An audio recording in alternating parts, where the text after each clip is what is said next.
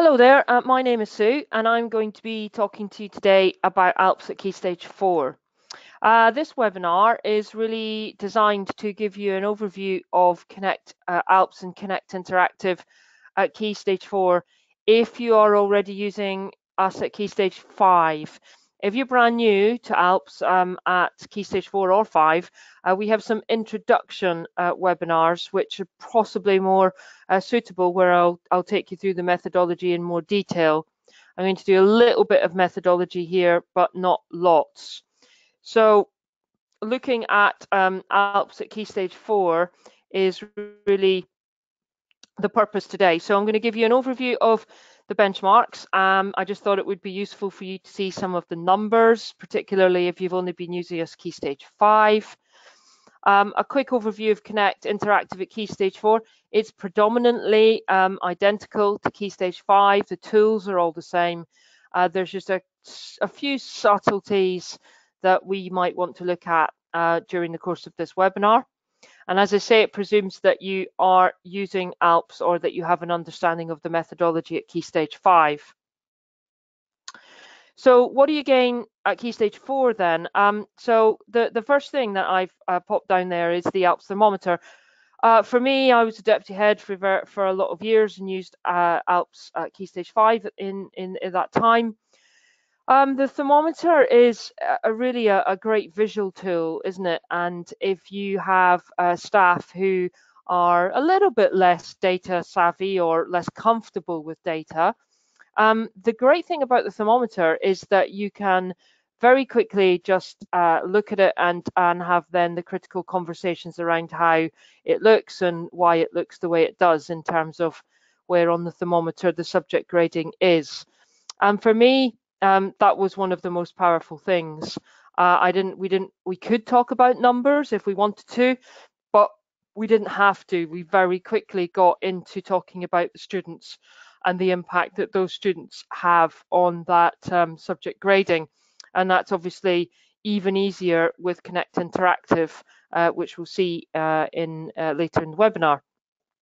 The other thing that you'll gain is that familiar subject grading. So the layout's the same. You've got the same subject gradings. Obviously, they are mapped against the Key Stage 4 national benchmark. But that concept of rotation around 1, the number, and the 0.2 being a grade per entry per student is the same.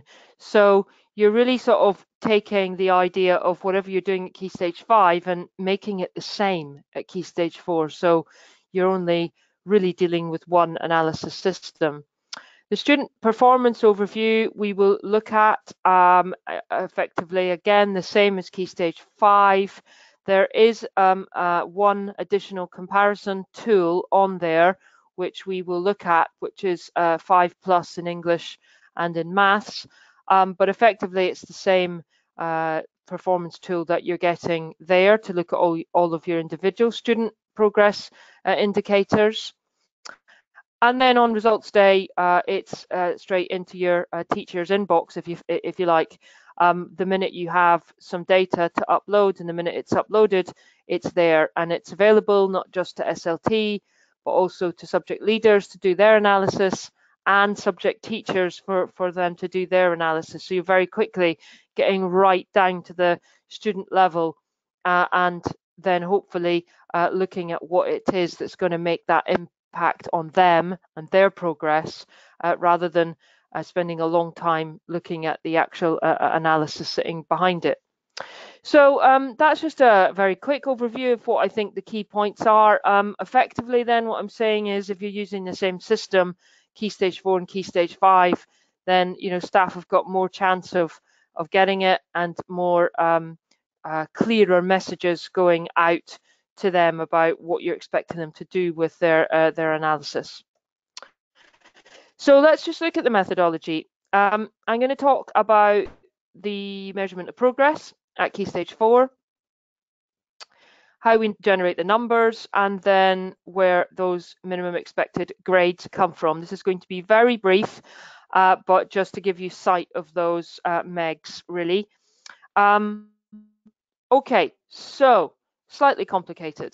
So the prior attainment right now at this point in time at Key Stage 4 is the Key Stage 2 fine grade.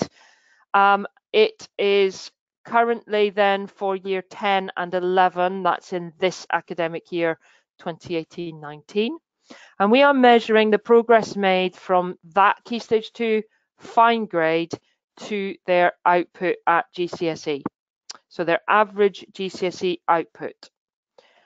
Okay, then at Key Stage 4 going forward to next academic year. So that is your current year 9s, and from 2019-20, there will be year 10s. And so their prior attainment will be measured against the scaled scores. And again, you're looking at the progress they make from scaled scores through to GCSE output. So I hope that makes sense. If you want to know more about the benchmarks, then they're all in the ALPS guide. Page 49 is where Key Stage 4 starts. There it is there, and here is where you find it. It is in the download section of your Connect homepage, right there in the downloads box. Right then, so let's have a look at these numbers. So that is the national data set for Key Stage 4, full national data set. And I'm going to just break that down for a moment because that is an incredibly busy table.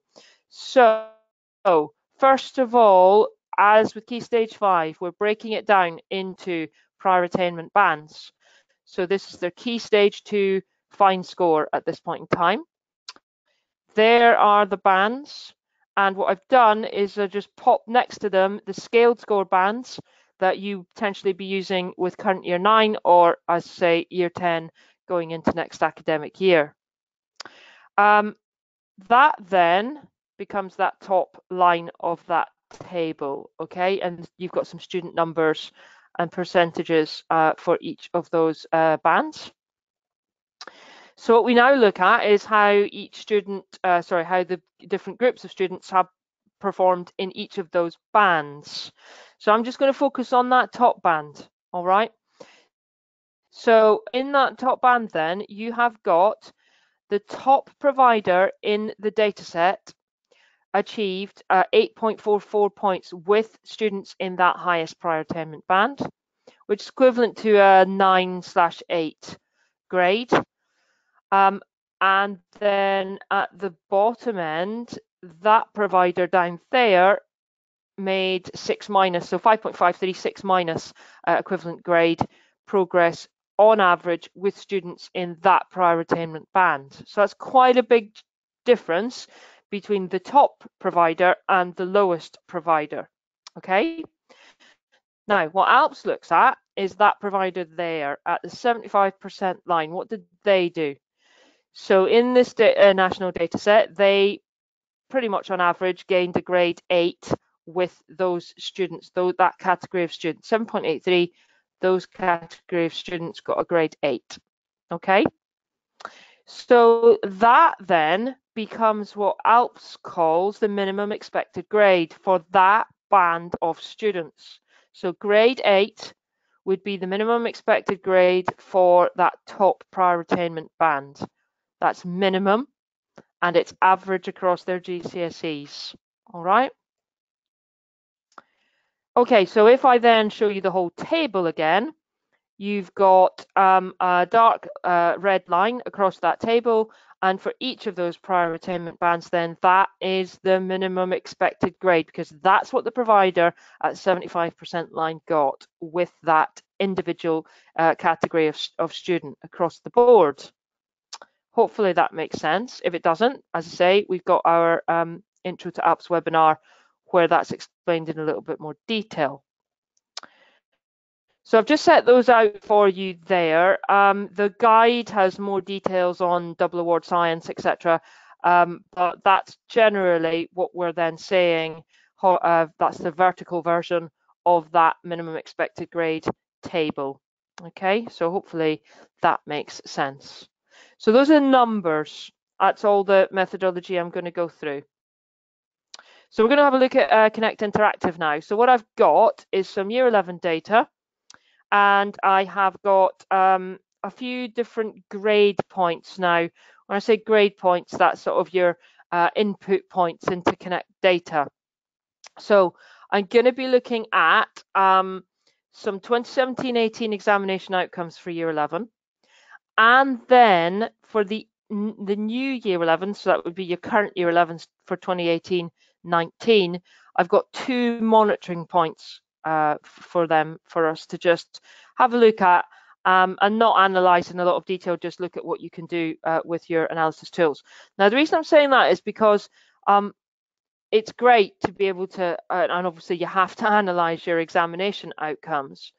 But for me, the crucial thing about ALPS Connect Interactive is that you can add as many monitoring points as you want, and those are absolutely crucial in allowing staff to access the real-time predicted grades that they're putting into the system, to look at them in terms of, do I like what I see? Do I not like what I see? Therefore, what can I do about that in terms of intervention with my students?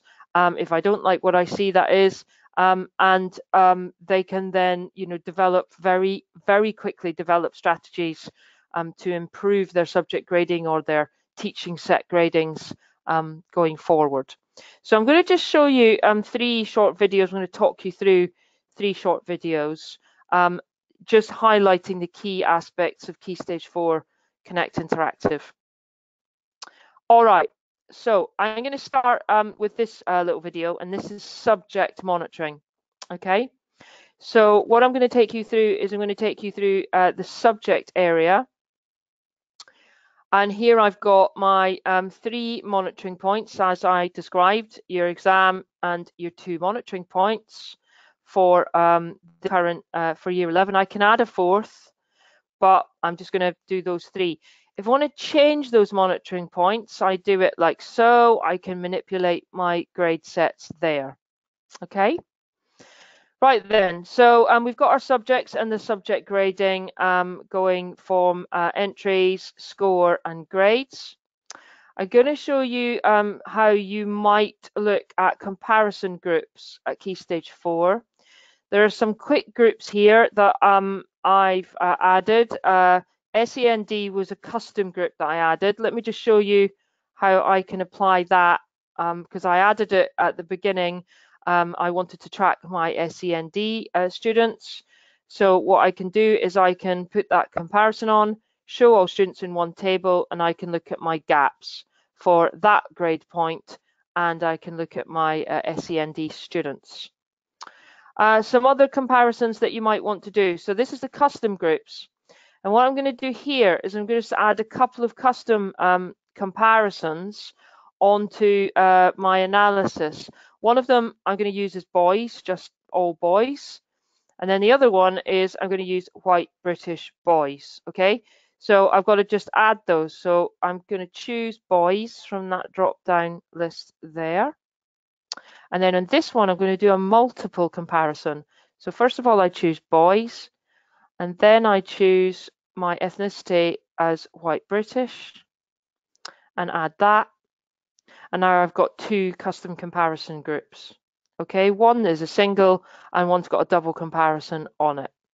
If I apply those now for this grade point, which is my monitoring grade point, if I click that show all students in one table, I can now look at my gaps, look at my English. So my boys are doing less well in English than all students. And in English literature, my boys are doing less well. My white British boys are doing making even less progress. If I just want to see what my girls are doing, I can easily add them as an additional group, choose my girls there, and apply that. And my girls should appear, there we go, on the far side. So you can see in English, actually my girls are grade 2. So I can see that actually I'm going to have to do some intervention with my boys in English. So let's reset that. Now going into English, I'm going to go into English language. This is a subject page. So here's my English. There are my teaching sets, some red, some black. I've got my teaching set out here for both their monitoring points, and I can look at how my different classes are doing. I've got a table here of male, female, disadvantage. So I've got my standard comparisons, or I can add more comparisons as I showed you in the last screen. I can click to my student tab and I can see all of the students in English language. There they are.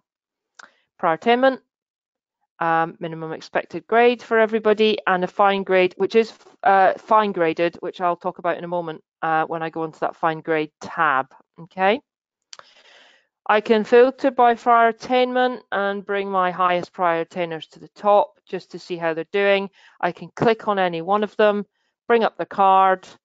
I can see all their subjects if I'm the head of English and want to compare. Okay, so if I go back now to the English subject page where we started, I am going to pop into a set now. I'm going to pop into this black set here. So they're a black grading, actually grade 4. So 11X Ing 3 have their breakdown here.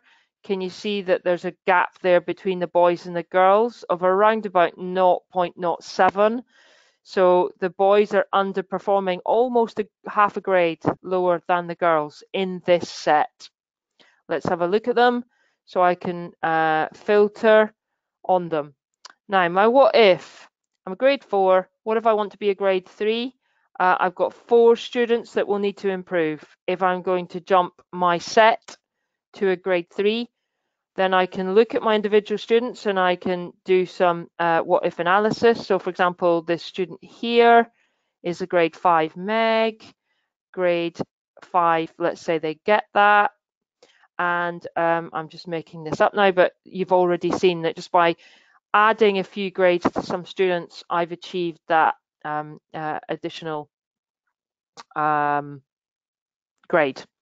Now, fine grades, this is actually going to be for the whole of the English department, but the stretch grades, so those grades that are pluses or A's or whatever you say, you can model. If you can move some of those up to the next grade, then you can model different types of fine grade movement. So this is the at risk, this is students who might drop. And you can model those and it will show you on the thermometer what the impact of those fine grade movements might be. You can do it for the secure, the stretch and the at risk. You can do individually or you can do a combination. So it's just a useful little tool. Okay, and we're back to the subject page. Right, so that's the subject area. Pretty similar to Key Stage 5, I hope you'll see. The next area I'm going to show you is the monitoring accuracy area. So in here, again, like Key Stage 5, you have got 2 different types of monitoring accuracy that you can look at. I've got my historical or my trends in year trends. So historical, I'm just going to change these grade points. It's 2 grade points you can look at the difference between. These are the 2 monitoring points, but I want to show you it with an exam point. So I'm going to take away one of the monitoring points, exam, monitoring point. So what I can see is 2017-18 outcomes versus monitoring points. And I'm just sorting by the difference. So my chemistry department last year got a grade 2 and now they're predicting a grade 4, which is 0.2 of a difference. It's a whole grade. So I'm just looking at how accurate their monitoring predictions are for this current year 11 based on what they got last year. If I move that the other way around, music department last year actually got a grade 7. They're now predicting a grade 3. That's 2 grades per student up. So it just allows you to ask these key questions of really, how's that going to happen then? So that's the historical.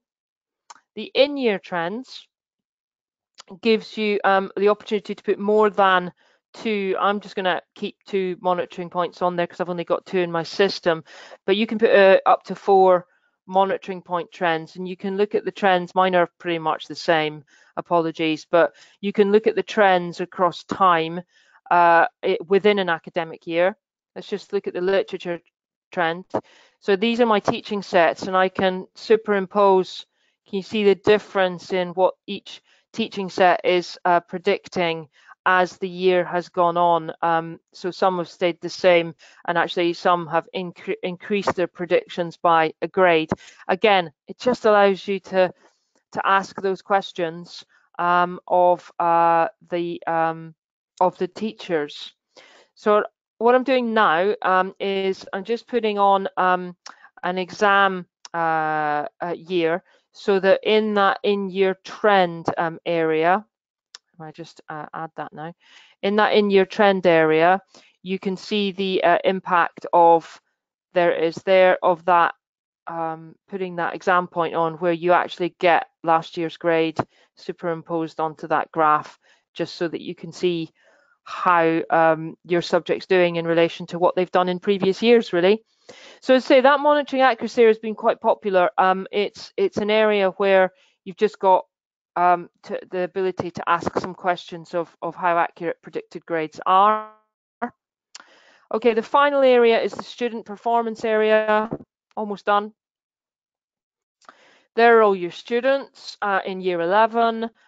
You've got some colors. Red means on or above target, and grey there means 1 below, and your blue is 2 below target, okay, or minimum expected grade, I should say.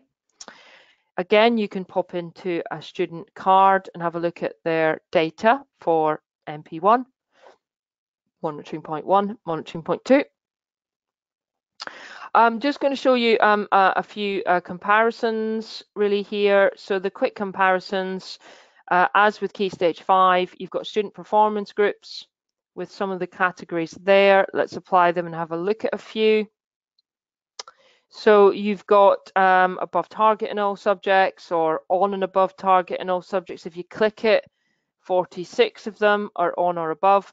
Probably more interested in that one. Below, one student in that monitoring point is below in all subjects. They're probably top of your head of year 11's list, I would imagine. But then you've got below target in 2 or more subjects, which, you know, obviously you've got probably more concerns about. There's 47 of them, and they're quite a mosaic little pattern there. Okay, the final comparison that I want to show you is English Maths level 5. So who's getting English and Maths at level 5? Who's got both? Who's below in Maths? Who's below in English? That's either one of the Englishes, and who's not got a level 5 in either. So if we just click view through, there's 104 who have met in both.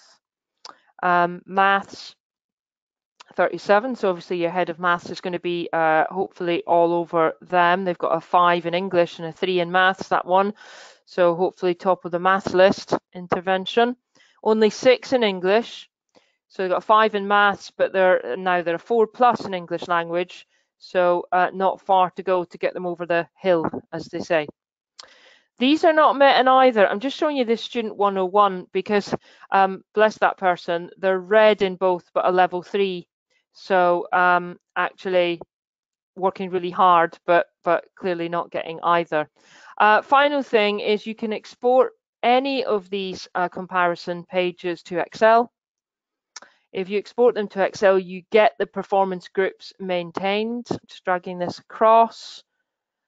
So you'll get all the colors for all the subjects that you've got on that student performance overview, as you can see. And then in the first, there's your Key Stage 4 prior attainment. In the first column, there's your performance group on the Excel file. Okay, so that was a whistle-stop tour. Hopefully it's been useful. Any additional information that you require, there are some of the places to go and have a little look. And thank you for listening. And please do email us if you have any questions or you're interested in Connect at Key Stage 4. My name's Sue McGregor, and I'd be happy to chat things through with you. Thank you very much for listening. Bye now.